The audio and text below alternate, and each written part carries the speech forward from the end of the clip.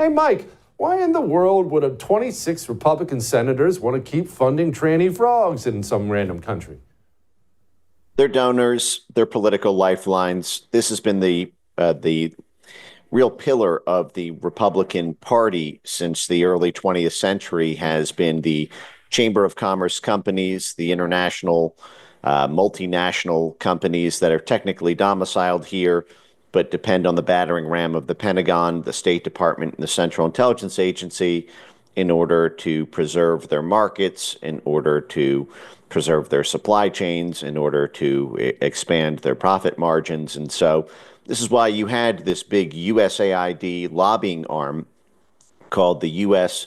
Global Leadership Coalition, which came together in the early 1990s at the end of the Cold War when the Cold War was over. So the American people were saying, hey, there's no need for NATO anymore. There's no need for USAID, or at least as large a function. There's no need for all these State Department grants because the Cold War is over. We're supposed to be having a peace dividend. And it was right at that time that something called the U.S. Global Leadership Coalition formed, which is today sort of the largest lobbying arm for USAID on the U.S. Congress, and they work with both sides of the political aisle. They're partnered with the U.S. Chamber of Commerce, and what you see here are Republicans who are beholden to multinational corporations rather than to the nation here, the United States of America. Mike, can you lay out exactly what kind, and I'm talking about amounts of donations we're talking about, and I say it this way, let me preface it with this. It takes a ton of money to run for United States Senate. John Cornyn, that loser, he's going to run for Senate again next year in Texas. It's going to be $30-40 million. I realize that's a lot of money, so it must cost a lot of money to buy a United States Senator, right? Well, they're pretty cheap, actually. There's some great quotes. I can't remember how I don't want to misquote them, but there's some great quotes about how cheap it is to buy Congress. But the fact is there is a huge lobbying pot. Everyone knows when they see, for example, military contractors or big energy companies or big pharma companies who come in and buy, for example, the media, sponsored by Pfizer. We saw constantly during media hits on Fox News or MSNBC. We see all these corporate interests are the same groups that go in and provide the big lobbying base for Congress as well. For example, even folks like George Soros, who was the largest single donor to the Democrats. George Soros runs massive hedge funds and private equity funds, like famously the Quantum Fund, where he really got his start. And these invest in portfolio companies. For example, George Soros invested in Halliburton, Dick Cheney's company for oil and gas refining. And what you see is, there is this giant pot. The maximum individual contribution is only a couple $1,000s from an individual. But if you have multinational corporations, they can put millions of dollars into a super PAC, and that money is thousands of times an order of magnitude of what an individual can do in their individual capacity. And so this is effectively what we see here. We saw these multinational corporations clamor for more USAID funding because USAID opens their markets for them. It's like a subsidy. It's like a subsidized business. When we pay for transgender dance festivals in Bangladesh in order to overthrow a government who is placing caps on the amount of petroleum that they're sharing with the U.S. or preventing the installation of a U.S. military base there, because that country is cracking down on the transgender population, well, that ends up manifesting as a back-channel conversation between the petroleum and the military companies with the Biden administration. The Biden administration then tasked groups like IRI and the National Endowment for Democracy and USAID to then work with the transgender population there, fund transgender dance festivals. That's why you'll see this in usaspending.gov in the grant list, and then work with them to mobilize street protests, to do demonstrations, to create human rights violations predicates in order to oust that government. That's exactly what we saw happen, for example, in that country with the documents that I published that originally came from the Gray Zone in just right the waning months of the Biden administration. But this is so you can understand this is to profit these multinational corporations who represent the donor drafter overclass of the guts of our government. God, it's so ugly. So a lot of this, what you're saying is a lot of this international LGBTQ activism garbage that is funded by USAID is actually about something else. It's about money, it's about US influence, and we're funding these things to destabilize governments who have angered us. Yeah, they don't give a flying fig about LGBT. I mean, there are some true believers, but they don't really represent the senior class of the U.S. State Department or the U.S. intelligence community or the U.S. Pentagon.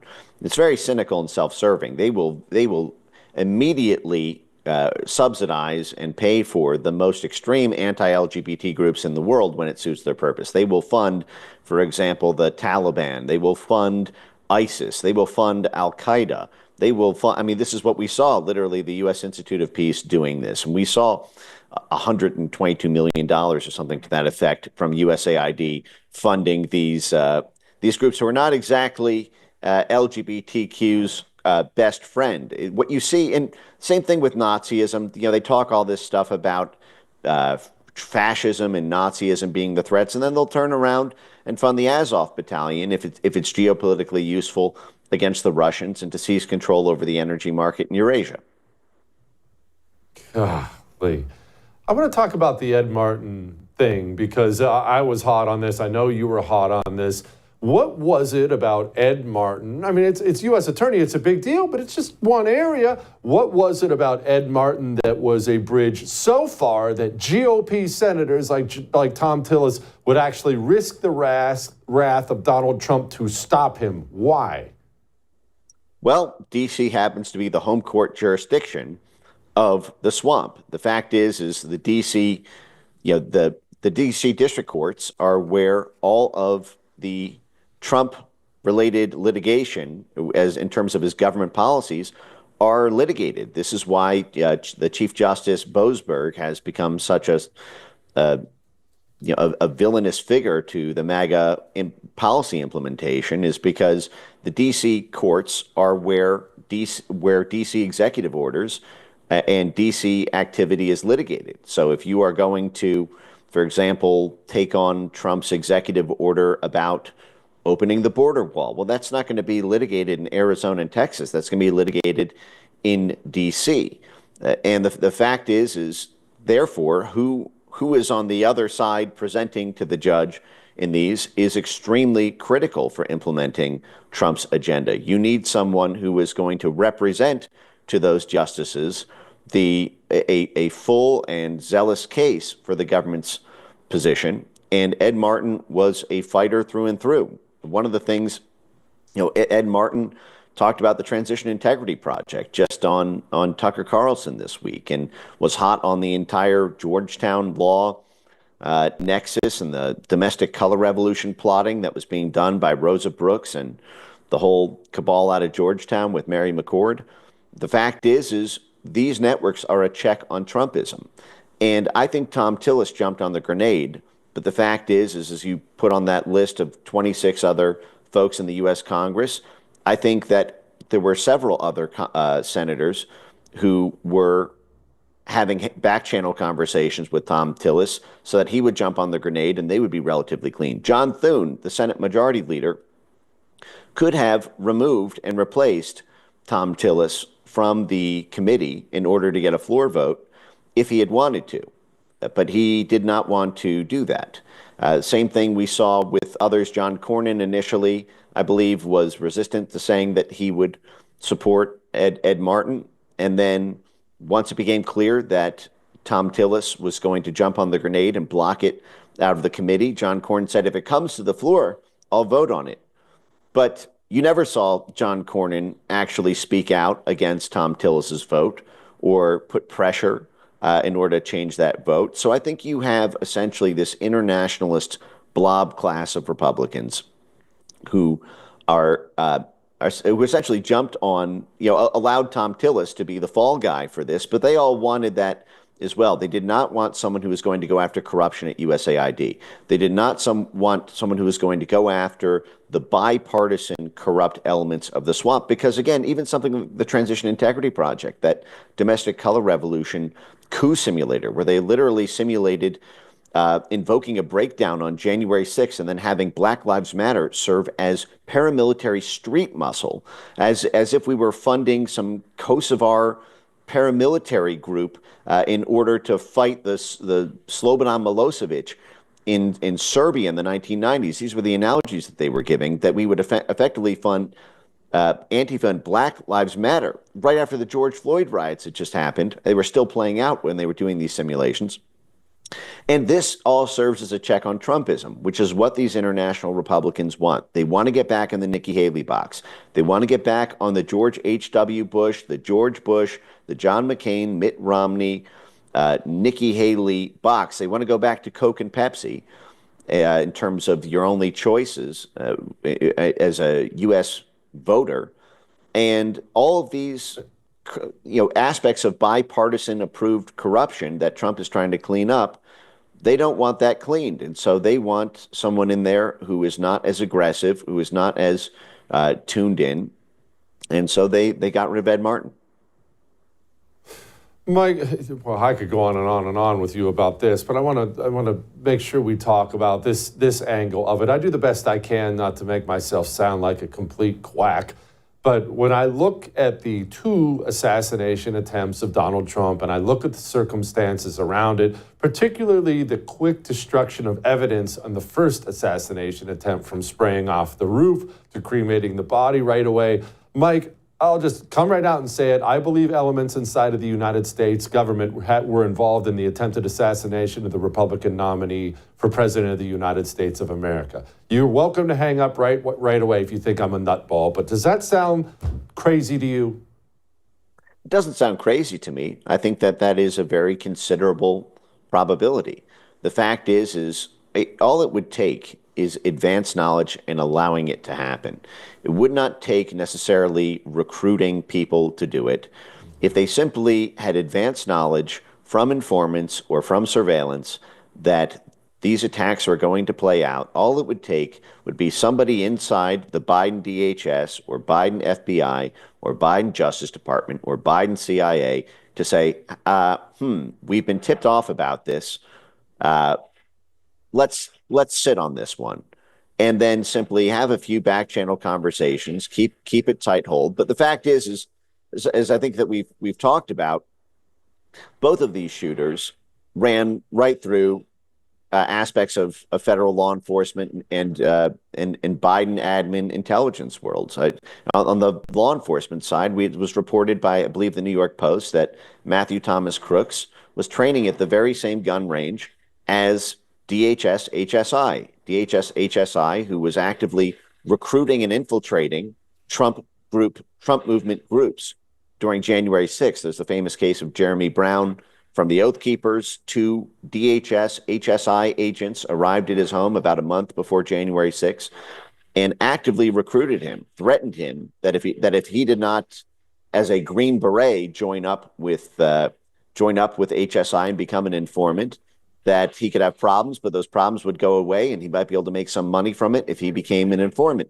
HSI, we later learned from Congress, or at least testimony was published in a congressional letter on this, that HSI agents reportedly replaced almost half of the Secret Service agents at the Butler rally. We're told because Secret Service had a diminished force because they were split between the NATO summit and a Jill Biden trip. So HSI is training at the Matthew Thomas Crooks gun range. All it would have taken is for them to see this Matthew Thomas Crooks guy putting a Trump face, for example, on a Trump bullet, or talking to guys at the gun range, and then you've got an HSI connection there. HSI would have been in position to allow the shot to go through, to the extent that they replaced Secret Service agents that day. So this whole thing could have been in-house with 4 or 5 people simply allowing it to happen. On the Ryan Routh case, it's even crazier. Ryan Routh was a part of a 501c3 Ukraine nonprofit network, the exact nonprofit network that is such a big part of the USAID presence in Ukraine. It was called the Volunteer Center of Ukraine that he gave his card to Customs and Border Patrol in 2023 that he was the director of. They've denied that, but it was on his business card that he handed to Customs and Border Patrol. Customs and Border Patrol then referred an investigation on Ryan Routh in 2023 to DHS HSI. And according to Customs and Border Patrol, DHS HSI, quote, refused to investigate, not declined, refused to investigate Ryan Routh. Now, Ryan Routh at the time was recruiting at least 5,000 by his own numbers, of terrorist and extremist militia fighters from Afghanistan, Pakistan, Syria, and Iran. Now, all four of those are highly CIA-inflected geopolitical conflict zones with intense U.S. military and intelligence pressure and infiltration of various militant networks there. And he was trawling WhatsApp and Telegram to get the front and back of over 5,000 passports of jihadi fighters in order to back-channel with the U.S. Embassy in Kiev the ability to provide an increased military support for the U.S. Pentagon in Ukraine so that these fighters, who the CIA was backing when they were called the Mujahideen in the 1970s and 80s, now they're Al-Qaeda and ISIS, so that they, just as they fought the Russians during the Cold War, they would come back and fight the Russians in Ukraine, just as they were bombing the Russians, we're told, when ISIS claimed responsibility for the attack inside of Russia just last year that killed 135 people at a St. Petersburg theater. So the fact is this is a CIA network. This is a Pentagon network. This was flagged to DHS, and they did nothing. And this guy is a part of a sort of USAID adjacent 501c3 in Ukraine. I mean, it's like every single object on the pinball machine of the U.S. intelligence state. This guy just went bing, bing, bing, bing, bing through the whole thing for years. And then he ends up being the guy who's parked behind a bush at the Trump golf course to take a clean shot on the U.S. president. Good God. Mike, I have to ask you before I let you go. I know it's a lot. It's a tight knot to untie, and it's going to take time. I get that. Do you think we're going to be able to untie at least a chunk of this during Trump's 4 years with guys like Ed Martin now in place? Do you think we have a chance at getting some of this not just exposed, but accounted for? Some of it. And a lot of it is personnel as policy. The fact that, for example, Pam Bondi has fired 15 of the J6 prosecutors. The fact that we have fired something like 14,000 folks at USAID. The fact that these funding grants are going to force a diminished capacity at the institutional level of many aspects of the blob if they go through. That's going to be the question. This is why during the period between inauguration and between election and inauguration, I kept stressing this concept of the Senate snakening, which was my belief that the Senate would end up snaking the president, and that much of White House strategy has to be geared towards coalition building within those internationalist sides of the Republican blob, because as I saw it, the biggest threat was the Republican side of the aisle, not the Democrat one. You have the votes with a Republican-held House and Senate. The issue is the Bush era, McCain era, Nikki Haley adjacent side of the GOP. But that is going to be something that will be continually negotiated. There's much more leverage now than there was during the Paul Ryan speakership when there were almost no Trump allies in Congress. Now I would say somewhere between 50 and 70% of the Republican Congress is more or less fully behind Trump. But the fact is 25 to 30% of the Republicans is enough to form a coalition with the Democrats in order to get their way on the budget, to get their way on funding cuts. But there's a lot of tools in the toolkit, and I think that this admin is serious about deploying as many as is necessary.